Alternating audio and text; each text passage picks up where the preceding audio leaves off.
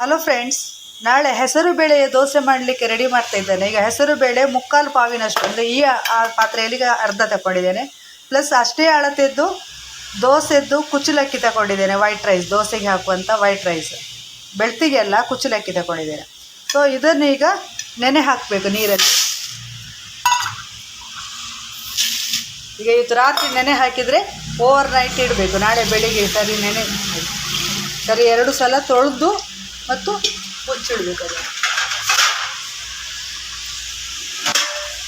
ಮುಚ್ಚಿಡ್ತೇನೆ, ನಾಳೆ ಬೆಳಿಗ್ಗೆಗೆ ಇನ್ನು ದೋಸೆಗೆ ರೆಡಿ ಮಾಡ್ತೇನೆ.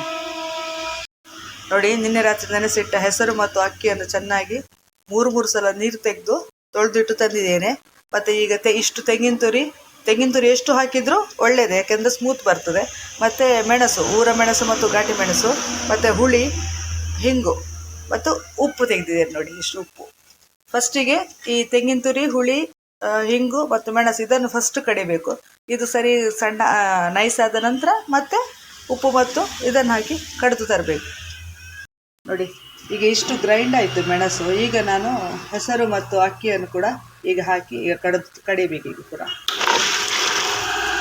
ನೋಡಿ, ಈಗ ಹಿಟ್ಟನ್ನು ಕಡಿದಿದ್ದೇನೆ ಇಷ್ಟು ತರಿಯಾಗಿ. ನೋಡಿ, 2 ಪಾತ್ರೆಯಲ್ಲಿ ಸಪ್ರೇಟ್ ತೆಗೆದಿದ್ದೇನೆ. ಯಾಕಂದರೆ ಇದನ್ನು ಈಗ ಇಷ್ಟು ನೀರುಳ್ಳಿ, 2 ನೀರುಳ್ಳಿ ಕಟ್ ಮಾಡಿ ತಂದಿದ್ದೇನೆ. ಇದನ್ನು ಎಷ್ಟು ಬೇಕು, ಈಗ ದೋಸೆ ತೆಗಿಲಿಕ್ಕೆ ಬೇಕು ಅಷ್ಟಕ್ಕೆ ಮಾತ್ರ ಮಿಕ್ಸ್ ಮಾಡಬೇಕು.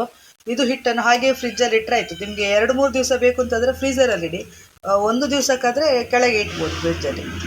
ಈಗ ಇದನ್ನು ನಾನು ನೀರುಳ್ಳಿ ಹಾಕಿ ಮಿಕ್ಸ್ ಮಾಡ್ತೇನೆ. ಈಗ ನೋಡಿ,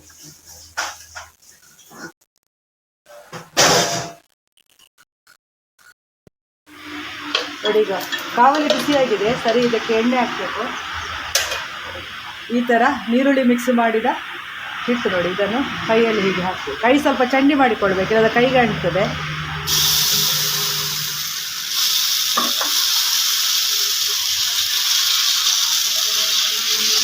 ಈ ಥರ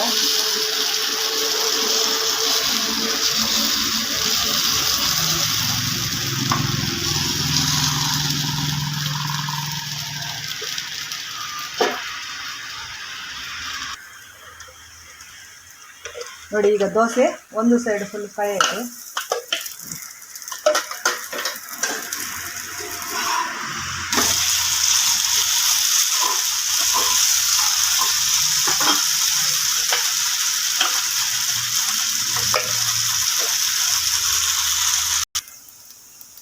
ನೋಡಿ, ಇಷ್ಟು ಫ್ರೈ ಆಗಬೇಕು.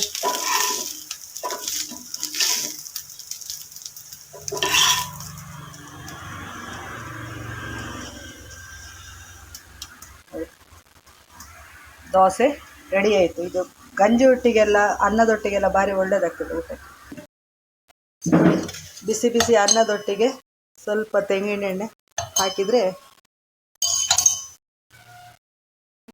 ಕಸರತ್ತೆ ಕಲ್ತು